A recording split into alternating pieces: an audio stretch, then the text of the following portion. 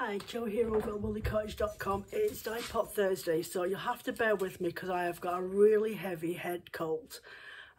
So I will show you the rest of what I end up dyeing up today.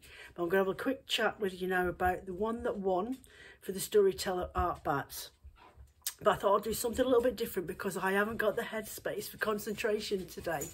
But this is something I've got to do anyway because I'm dyeing up my Easter bundle sets and I've got to dye up some silks and plant-based fibres. And I thought something a little bit different for you because it is still Dye Pot Thursday, but this is a different way of dyeing your fibres. It's very messy, but I'm going to show you a bit of an experiment of what fibres can look like when they're dyed one way versus another way, and what type of fibres prefer to be dyed with Procreon, cold water dyes. But I'm going to order some new fibres for that next month because there are certain fibres that just will not take an acid dye bath, whether it's a bain-marie in a jar like I'm going to do with you today, or in a dye tray straight off like some silks do. Some plant-based fibres are quite happy to accommodate you. Some fibres really just won't take it whatsoever, so you need to use Procreon dyes. So the winner of the Storyteller vote, no surprise at all, is the Phoenix. So Victoria, you won, love. You won this month's one. Okay, so we've got the Phoenix. So I went with this one because I thought, well, now the common denominating colour in here is this golden orange. Okay, so we've got this Persimmon dark spicy orange here. It's more of a burnt orange here. And then you've got this golden orange down here and here. Okay, so that's your common denominator. And I thought that's what I will do as a base. Now, what I have got, she's always off camera, isn't she? Bear with me, folks, bear with me. I'm absolutely rotten with a head cold. Is this stuff. It is Blueface Leicester and Sea Cell. So it's a plant-based fibre again. And when I'm soaking it in the sink, I will be adding in a little bit of wash-up liquid. It doesn't do any harm to your wool at all, okay? Now, the difference with when I dye up my Blueface Leicester, and if you do any dyeing at home and have a little dabble yourself, and you've got different types of breeds, have a watch when you notice the difference in the reaction to the dyes on your fibres. Not that it doesn't take it, but how it actually shows off to you. Merino, the finer the merino, the bolder the colours can be. Wensleydale can take colours really, really boldly. Shetland takes the dyes brilliantly like any other wool will, but it comes off more of a dusky tone. And so does Blueface Leicester. I love the colours that I get from this. It's a really dusky, muted colourways, but it takes dyes just as well as any other wool. So have a little play. If you've got any different types of breeds at home, just use the exact same dye pot, put them both in together and see what they come out looking like. It's really quite unusual and different to see that. I might have to pop off in a bit for a sneeze. Bear with me. Oh dear me, I'm really not great at all. Okay, so what you want to do, now I've only got these really cheapy Unicare soft gloves, blue ones. Once you dry, your hands are dry, because it does get really, really messy, this job. You need to do this. It has to be done properly. So, preparation. So I've pulled out 5 different coloured dyes that I want to use. So I've brought out a Blue Jay dye. I have got a vanilla cream for here. I've brought out a peach for this one. Okay. What's the other colour I've got? Sand Dune, because this is like a dusky colour, but I don't want it to be my dominant colour. I want it to be a reflective highlight. Okay. And the other one I have got peach, saffron spice to make up for these. So there's a little bit more in there than what I would normally have. Okay. Now this one, I'm playing with the mind of doing it with the turquoise background, this really bright, vibrant blue, okay, and then adding in the oranges and the dark greys and the blacks into it. Haven't quite made up my mind, but you know what it's like. You can do all the colours and you're like, when you get around to doing it, you're like, yeah, I feel like that needs a little bit more of this. But just to bring it a different balance coming in, this one is mostly pastel-y sort of colours is in the background on this one. And this one's the really warm orangey, sandy, sort of browny coloured tones. So I've got a feeling that I may go with this blue as my main background with the other colours highlighting and popping over the top of it. But we'll see how we go as we go along. Right, so you want to go rootling through your cupboards for some old jam jars, coffee jars, jam jars, that sort of thing. And you want to get your citric acid, and you don't need a lot. You don't need a lot of citric acid in there, just enough to sit on the bottom. Okay. Then what you want to do the night before, especially if you're using silk, you want to pre-soak your silk overnight, because it does take a while for it to actually sink and saturate into the water. So just a bowl with your fibres in there, soak them overnight with a dash of washing liquid and leave them. And then just wring them out by hand when you're finished. You want to get yourself a plastic jug. Now remember, you can reuse this afterwards. All you have going in here is the warm water and the dye pigment and the plant-based fibres. So and citric acid anyway is food safety standard, but that's not what you're doing in here. All you're doing is going to be mixing the fibres and rubbing them through, so that you'll see it penetrates. Okay, so we'll explain that as we go along. Then you want to get yourself a big stock pot that you use for dedicated for dyeing anyway, and you want to fill that up just under half or about a quarter, but as long as the water doesn't go any higher than the neck of the jar, because we don't put lids on them, because we're not canning them. So if you stick your lids on the top, the heat will actually compress the air, and you'll end up with canned wool or silk or something like that. So don't bother about the jars. Just some old coffee jars, old jam jars that you've got in the cupboard or in the fridge that are near at the end. And you're like, oh, do you know what? I'll give this a quick scrub out. Just give it a quick scrub up. It'll be fine. Okay. So I need to run the tap for a minute. I just need to move this out my way. And I'll be back in a second. I'll just get you all angled down. Right, so get your gloves on. Not that you need it right now, but you want to get your jars and you want to fill them up about halfway. Okay, that's more than enough. It's more than enough. You don't need a lot of water. I'm just waiting. Check this glove off. Wait for my water to heat up. Because I need the hot water out the tap or out of the kettle. You've boiled up the kettle. You use that as well, but I'm just doing directly from the tap. But I need enough water in here to actually dilute up and dissolve the citric acid that's in the water, plus the dye pigment when I'm going to add in. There we go. The water's getting hot now. Right, so for this one, I'm literally doing that much, because you've got to think once the fiber's in it, it's going to push the liquid up. Okay, and I'm just going to repeat that for all of my jars. I've got one there.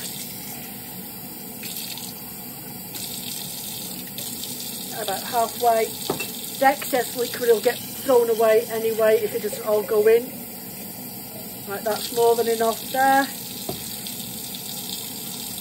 And again, more than enough. And one more. I do have a video from a couple of years back when I was showing how I do this. If you want to go and look at it over there, I'll see if I can find it and I'll link it on at Patreon so you can have a watch. A bit more detailed, and I'm talking a bit more. My head's not in it. My head's not in the game today, ladies. Head's not in the game. Right, so I'm just going to get my dye as usual. I'll tilt you down.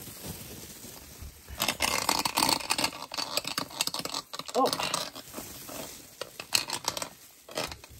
Okay. So I'm just going to get my dye, and I'm going to use my small spoon out of my little pinch dash and a smidge. I don't want a lot. Okay, so there we go. That's going straight in there. I'll put in a little bit more because it's not a lot in there, but a quarter of that tiny one. And I'm going to repeat the same process with all my jars. And I'm going to put them all in the sink so they're out my way. And then you can see what I'm doing. Next one, vanilla cream. I'm going to do a heap spoon of that one. I'll do another one again. It's not a very strong colour, this vanilla cream. It has got a bit of a yellowy tinge to it. And I'm just going to leave that, put that in the sink, and I'll give it a stir with a teaspoon in a bit, an old teaspoon. So next, peach blush. There's not a lot of this left, so I have to be careful because I need some of this. Right, so just that much. Oh, put that over there. Put that to one side. And then I've got some saffron spice.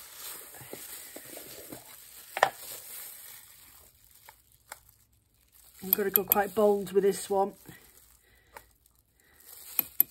There we go. And then the last one I want to do, move that one out of the way, put this one here.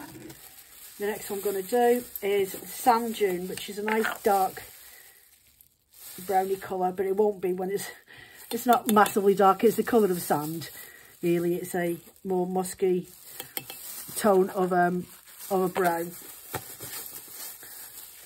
There we go. So I'll just stick the spoons to one side so they're not in my way. I'm going to get an old teaspoon and I'm just going to give them a stir so that all the dye pigment will melt in the jar. Okay, I'm going to repeat that with all of them. These all sat at the bottom, so I want that to spin around and dissolve. Okay, my creamy one.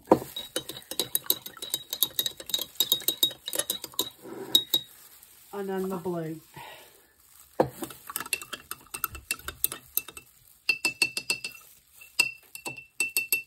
Right, stick that to one side. And we're going to move you around a bit so you can see into the sink. Can we see? Okay, so I have got my jug here. And what I'm going to do now is I'm going to go for my light colour. So I've got my dye pigment here with all the citric acid in there. And I'm going to put it into there. Now I've got some rose fibre. I've got some milk fibre. Okay, some milk fibre, some rose fibre. They've all been soaked in the bowl beforehand. And in here is some tussar silk. And this is an alpaca and mulberry silk blend in there as well. So I'm just going to go with a little piece of this rose fibre. And I'm going to put it straight into my jug. Now you won't be able to notice the colour hitting this straight away, not till the actual heat of it going. But what I'm trying to do is massage in, and you'll notice it when I do it with a darker colour in a minute, but I'm wanting to massage in all of that dye into that fibre so that it penetrates the inside of it. And then I get my jar that had my dye in originally, just gently squish that out, put it in the jar, and then my leftover stock, that's going in there. Okay, like that. And I put that to one side. Actually, I put it in my jar, my big pot over here, and put that in there, and it's going to bamberate. And I'm going to repeat this process. So I'm going to get this Persimmon dye stock. It's in my jar, and I'm going to put in some rose fibre, and I'm going to put in some of this milk fibre. Well, this is the peach one actually. So I'm going to massage it into the dye stock and let it penetrate in completely.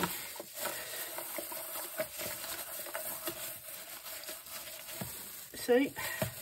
Take it out, massage that in there, and you just do that until it completely saturates and it's inside, it's penetrated inside the fibres. Now the milk is the one that we've got here. Now you'll notice that it'll take dye a little bit differently in comparison to the rose, because it's got a like a creamy colour to it already. So it's not going to take the pinky peachy tone on as boldly as the rose fibre. So that's that done, and what I'm going to do is now just quickly lift it out, put it back in my jar, and the same with the milk fibre that I've just took out, put that in my jar, and then I'm going to pour the dye stock over the top of that. Okay, and then I'm going to put that in my bambury. Can you see? Okay.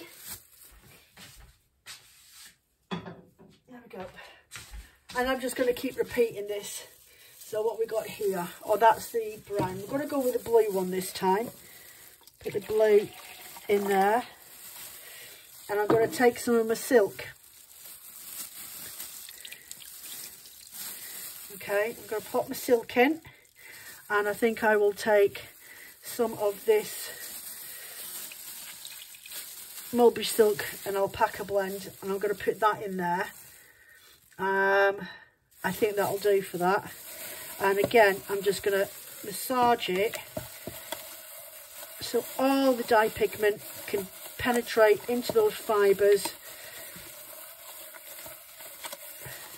especially with the silk.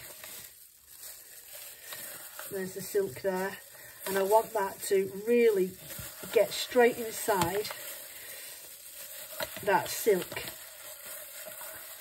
because I don't really, if I can help it, want any white streaks through it like I would get if I was just going to dye it in the dye tray. Okay, so there we go, that'll do for that. So I'll put the mixed blend one with the mulberry silk in there. Now, alpaca doesn't really take dye brilliantly, but it will hit that silk that's inside the blend of it. And there, I could probably do with a little bit more of a play and a massage through that. There we go. Right, now I'm going to squeeze that out, and I'm going to pop that inside my jar again and pour in the remainder of my dye stock into that jar. There we go.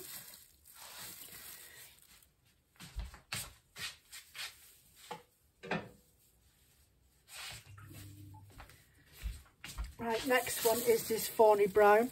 Oh, I should actually quickly rinse out. Yes, so there's no contamination of a different dye colour in there. There we go. Right, pour in this sandy one. And again, I'm going to go with some Tussah silk this time round. Pop that in there. And then some of this rose fibre.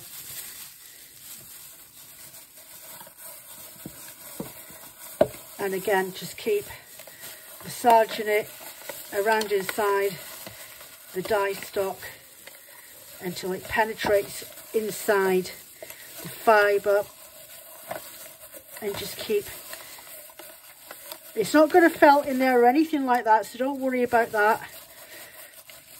You may feel you want to add a little bit more dye pigment. You can do that at this stage as well. I'll just take my gloves off, and I think I'm going to add a little bit more.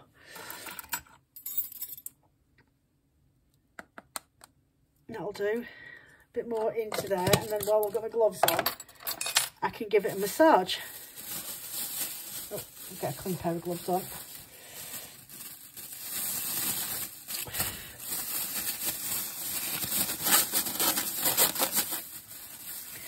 There we go. That's darkened up that dye pigment. Right. See, there's still some. I want that to penetrate inside that fibre as much as possible without leaving me lots of white streaky parts. And there we go. So I think that'll do for now. Just give it a gentle squeeze, plop in those fibres into my dye pot, and then we've got the left of the dye stock. Okay, so that's in there. And then we've got the saffron spice. Pour that in there. Right, and we're going to go with some of this milk fibre. And some Tussah silk again. This is quite a big jar, this one, so this one can take a bit more fibre. And I do need this colour for my Easter sets while I'm here. So again, Look at striking that already. You can use a silver bowl, like an old stainless steel bowl, for doing this massage, and if you want a bit more space, then use 2 hands for doing it. It doesn't really matter. And mind the citric acid's already inside the dye stock that you're making. There we go. It's got this lovely warm orange colour going on in here.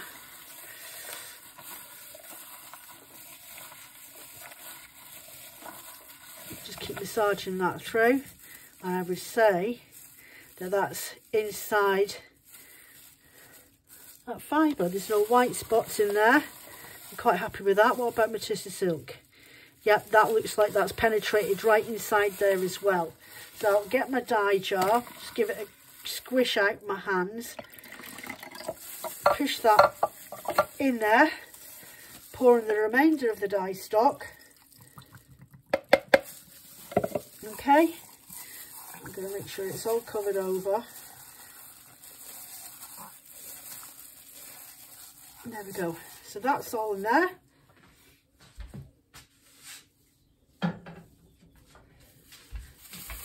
I've got the remainder of that dye. Right, so there's my 5 jars of colours all in the bath, in the pot, and I'm just going to let them simmer away. I've just turned on the ring. I'm going to let them simmer away, and what you want to see, and when you know that they're ready, is how that's got an orange colour on the dye stock still. Okay, it's still got that orangey tinge. Can you see that? You want that clear. Once that starts to show as clear, then you know that your your plant-based fibres and your silks that are able to take an acid dye have completely done the job. It's stock, it's fixed, and it's happy. So we've got that sandy colour, sand dune, we've got the vanilla cream, we've got the peach in there, and we've got the blue, and we've got this persimmon colour. Okay, so once we get to that stage, I'll come back and I'll have a quick chat with you.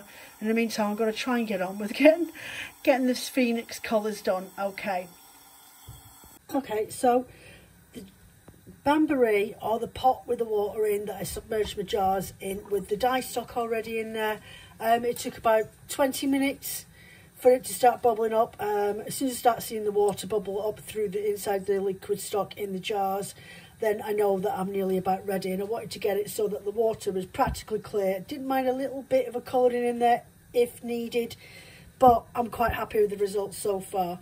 So this is the one that we did in the cream. So I'm just going to lift that out, give it a bit of a squeeze. It's still a bit warm, but it's not as bad as it was. And I'm going to put it in there. Now I've got a bowl that has got some fabric conditioner in it. I'm treating it the exact same way as what I would do if I was doing my wools, and that will help bring down the pH balance. And if you look, where are we? There, look, the water's clear. So that's what I'm looking for. I want it to penetrate into there. I want it to really have an intensity to that fibre. Okay, so that's one done.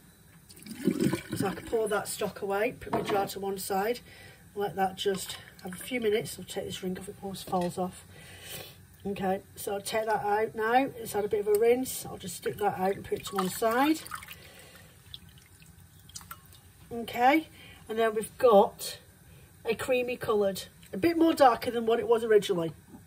So this is the sandy coloured one, and I think we put 2 in here. A second, just squeeze that,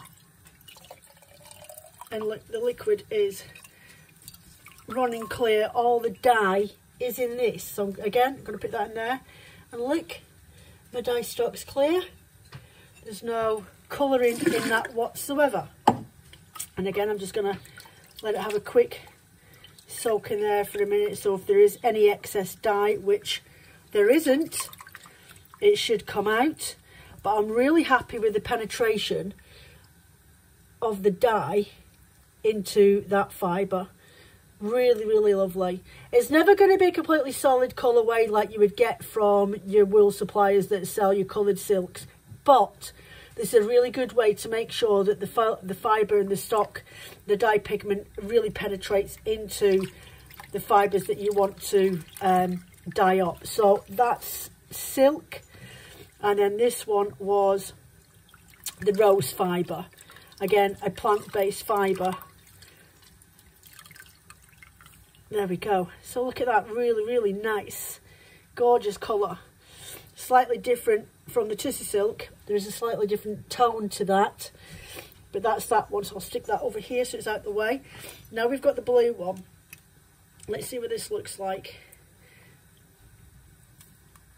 I'll just give that a squeeze. Put that in there. So that's the Tussie Silk that I've just put in. And this was the alpaca and Mulberry Silk blend. And there we go, that's that. You can see that the silk's really struck into that. See the striping sort of colourway. And there again, there's a little bit of a blue tinge to the water, but it is as clear as it's going to get, which I'm really quite happy with that.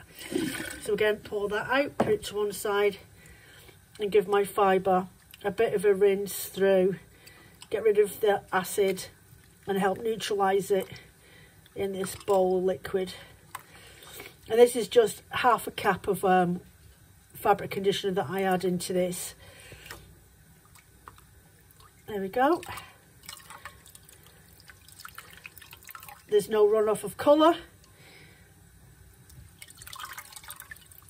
See, the water's clear in that bowl. There's no pigmentation, that's just dirty water looking now. And that is really quite nice. Really lovely effect. This is the peach that we did. Oh, it's really hot. Let's try and lift that out. That's really quite hot. So that was the milk fibre, and this was the rose fibre that we did in the peach colour. And this is what I was on about, the same with wools. You'll find that different fibres take on different hues from dyes, depending. Now, there's a bit of pigment still left in there, but it's practically clear. I don't think it was going to take any more. They've actually sat in this sink for about half an hour now, just in the dye stock solution. So if they were going to take any more, they would have done already. So this is the milk fibre, and it's changed from, let me see if I can find one. It's changed from this colourway, from this creamy colour into this dusky pink colour. So really happy with the way that's come out. And again, there's no colour run in there, and the rose fibre is taken on the peachy hue because the peach dye has got a pink undertone with added orange. So you're always going to get a dye that splits, but I'm really happy with the way that's come out. And then this one is ended up with more of a very soft oyster pink colourway. Really, really impressed with that. It's taken on a couple of pinky hues, but otherwise really nice. And then the next one was the saffron spice, and we used 3 different ones in here. We used Tussie Silk, we used milk fibre, and we used rose in this jar. So put that in there and take out the other bit.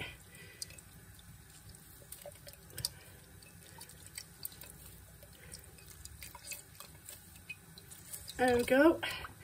There's a bit of a tinge to it. It could have probably done with another 20 minutes in there, or a bit more citric acid if you wanted to. But otherwise, I'm really happy. There's no runoff pigment coming off that. Look at that. There's a tiny bit of colouring, but not a lot. But then if I'd added some more citric acid to that dye stock, then maybe it would have actually struck a lot stronger. And look at that. Look at that. That is that milk fibre. And it's taken on this darker hue of that orange, which I'm really happy. Happy, happy, happy, happy. There we go, that'll do. So that's the milk. It's got that rusty, rich, orangey colour. This is the rose fibre.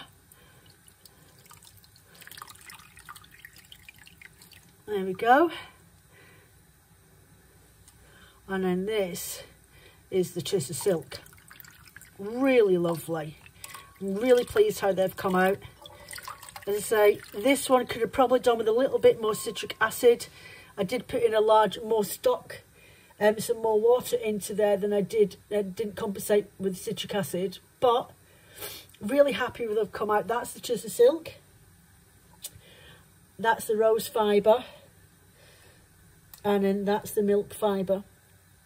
Isn't that mad how much of a difference those have taken? There we go.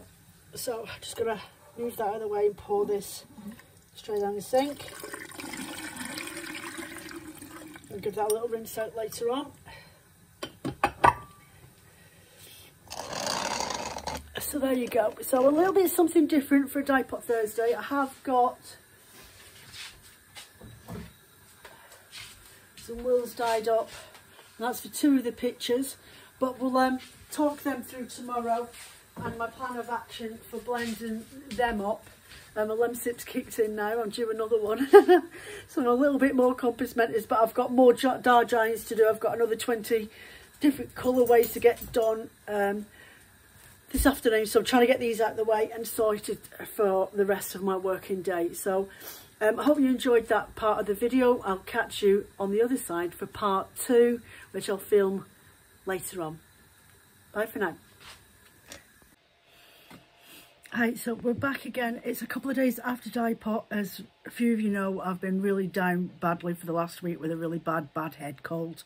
So I'm at 85% human, 15% troll at this current time. It's now Monday. I've got to blend up the first of the Storyteller bats today.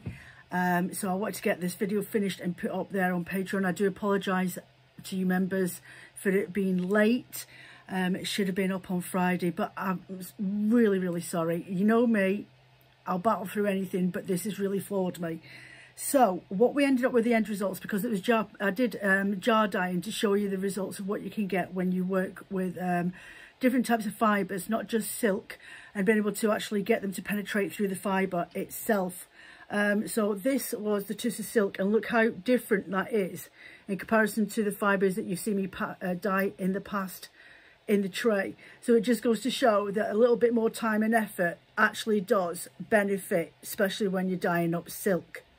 Okay, so that was the blue, that was a Tussah Silk. This was I think it's llama or alpaca, one of the two, blended with a silk in there as well. That's come out quite nice. I'm quite happy with that. This was rose fibre, and that was one of the sandy colours. So sometimes it struck quite strong, sometimes it was quite faint. Trying to see what else we've got in here. Oh, this is also, that was a light blue one. That was not really done a lot, but I think that was squished in with too much fibre. It might have been the reason why. Either that or I didn't put enough dye into the jar for it to pigment through. Then we've got one that's actually cream based on there.